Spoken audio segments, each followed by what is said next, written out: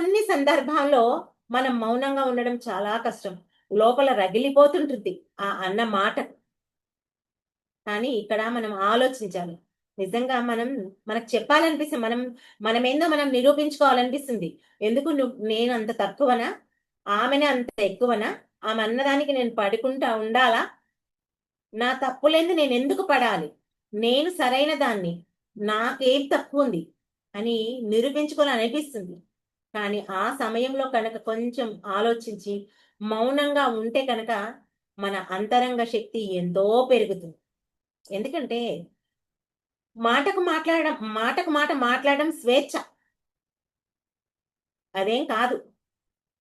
మాట్లాడడం అంత ఈజీనే. కానీ అవసరమైనటువంటి మాటలు మాత్రమే చెప్పగలగడం వినయం.